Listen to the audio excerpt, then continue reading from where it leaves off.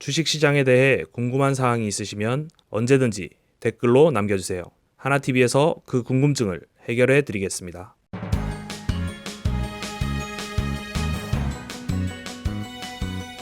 반도체 분야에서 시작된 한일 간의 무역 분쟁이 더욱 확산되는 조짐입니다. 전략적인 측면에서 본 사태를 어떻게 보고 있는지 이재만 애널리스트를 만나보았습니다. 일반적으로 이제 한국 측면에서 보게 되면 미국하고 중국은 최대 수출 수요처기도 합니다. 그러니까 일반적으로 보게 되면 중국으로부터 수입하는 비중, 미국으로부터 수입하는 비중보다 한국이 중국에 또는 미국에 수출하는 비중이 더 높게 되죠. 그러니까 아무래도 이제 미중 무역 분쟁은 수요 측면의 문제라고 보시면 될 것 같고요. 대신 한일 무역 분쟁은 좀 다른 것 같습니다. 한국이 일본으로부터 수입하는 비중은 전체 수입 금액에서 한 9% 정도 됩니다. 대신 수출하는 비중은 5%밖에 되지 않거든요. 그러니까 항상 뭐 당연히 일본 측면에서 보게 되면 무역 수지 흑자를 기록하고 있는 대표적인 국가기도 하고, 한국 측면에서 보면 한일 무역 분쟁은 좀 공급 측면의 문제라고 보시면 되지 않을까 생각을 갖고 있습니다. 이게 이를 따지기가 쉽지는 않을 것 같습니다. 한국은 어쨌거나 그래도 수출이 보존도가 높고, 일본으로부터 수입하는 게 대부분 다 이제 흔히 얘기하는 원자재, 중간재, 자본재 이런 것들을 수입을 해서 이거를 또 재가공을 하게 되죠. 그래서 똑같이 원자재, 자본재, 중간재로 수출을 하게 됩니다. 한국 측면에서도 썩 좋은 이슈는 분명히 아니라고 생각을 갖고 있고, 대신 일본에도 그렇게 호재는 아닙니다. 왜 그러냐면 이게 일본 같은 경우도 무역 수지의 흑자 규모들을 이렇게 보게 되면 가장 무역 수지 흑자를 많이 기록하는 국가가 미국이고요. 두 번째가 홍콩입니다. 2018년을 기준으로 해서. 세 번째가 한국이기 때문에 실제로 일본 측면에서도 썩 유리하지는 않을 것 같다는 생각을 갖고 있습니다. 물론 양국의 경제적인 입장만을 고려를 했기 때문에 정치적인 입장은 좀 배제를 했던 부분을 갖고는 있습니다. 이게 굉장히 조금 어려운 부분이긴 한데요. 일본으로부터 다양한 원재료들을 공급을 받고 그거를 통해서 이제 수출을 하는 형태이기 때문에 어떤 품목이 어떻게 영향을 줄지는 정확하게 그 담당 산업의 엔지니어 정도만 잘 알 수 있을 것 같습니다. 실제로 보게 되면 대신 이제 몇 가지를 생각을 하게 되는데, 일본으로부터 공급이 지연이 좀 되게 되면 우선 첫 번째로는 우리나라가 수출하는 수출 제품들의 일정 부분 가격이 좀 올라가는 효과를 갖겠죠. 공급의 지연 효과 때문에.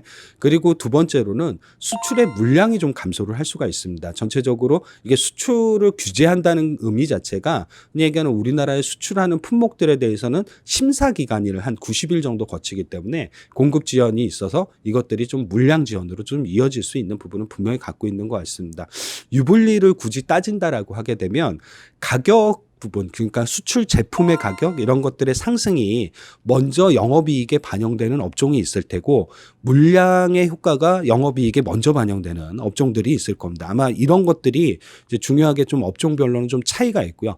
대표적으로 반도체 같은 경우는 영업이익에 대한 영향력이 흔히 얘기하는 가격 부분이 굉장히 결정력이 높기는 합니다. 대신 IT 가전이나 디스플레이나 이런 쪽들은 물량이 굉장히 영업이익에 미치는 영향이 크기 때문에 유불리가 좀 갈릴 가능성이 좀 있다라는 생각을 갖고 있고요. 근데 장기적으로 보게 되면 어쨌거나 수출 물량이 늘어야지 우리나라 수출이 좋아지는 효과를 갖기 때문에 장기적으로는 큰 호재는 아니라고 생각을 갖고는 있습니다. 예. 한일 무역 분쟁 같은 경우는 약간 이제 경제적인 측면은 조금 약해 보이긴 합니다. 대신 정치적인 이제 측면도 좀 강하게 있고, 한일 간의 그 흔히 얘기하는 감정 싸움 이런 것들도 조금 뒤섞여 있는 상황이라고 생각을 갖고 있습니다. 현재로서는 조금 빨리 해결된다라고 하게 되면 7월 21일이 일본의 참의원 선거가 있습니다. 아마 이런 것들을 좀 기점으로 해서 좀 잠잠해질 가능성도 저도 어느 정도는 있지 않을까라는 게 내심 기대하는 부분이긴 합니다. 대신 아베 총리의 임기가 2021년 9월까지긴 합니다. 그때까지는 아마 계속 간헐적으로나마 이런 품목들, 제한 품목들 이런 것들을 좀 발표할 가능성이 있지 않을까라는 게 가장 조심스럽게 좀 볼 수 있는 부분이 되지 않을까 생각 갖고 있습니다. 아무래도 가장 좋게 보는 쪽들은 이게 예전하고는 이제 주식시장을 판단하는 지표들이 좀 많이 바뀌었죠. 좋아 보이는 종목을 선별하는 기준이라고 해야 되나? 근데 이제 어쨌거나 금리가 굉장히 많이 낮아지고 있다 보니까 이제 배당이라는 거에 대해서 굉장히 관심이 많아지는 것 같습니다. 그러니까 기존의 고배당주 이런 의미가 아니라 배당 성향이 높아지고 배당을 많이 주고 주주 친화적인 기업으로 바뀌는 기업들에 대해서는 굉장히 좀 좋게 보고 있는 상황이기도 하고요. 두 번째로는 이제 자기자본 수익률이라는 부분, 즉 ROE라고 불리우는 부분의 지표의 좀 중요성이 높아지는 건 맞는 것 같습니다.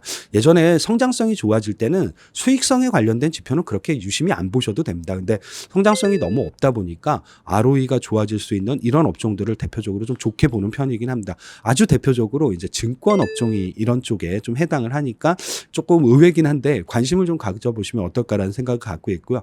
기업의 실적 부분의 측면에서는 우리나라 기업 실적을 이끄는 건 무조건 지금은 반도체라고 보시면 될 것 같습니다. 그래서 반도체가 언제쯤 실적이 턴어라운드 할 수 있을까 이런 부분을 관심을 가지셔야 되는데 다행히 최근에 이제 랜드 가격을 중심으로 해서 조금 반도체 가격이 일본 이슈 때문에 올라가고는 있으니까 한 번쯤 관심을 가져보시면 될 것 같고 수출 업종 중에서는 이제 대표적으로 이제 자동차라든가 이런 쪽들이 이익을 먼저 조금 이제 턴어라운드 했다라고 좀 보시면 될 것 같습니다. 그래서 자동차 업종 중에서 좀 대형주긴 한데 한번 대형 자동차 업종 중에서는 완성차 기업들 중심으로 해서 좀 관심을 가져보실 필요가 있지 않나 생각 갖고 있습니다.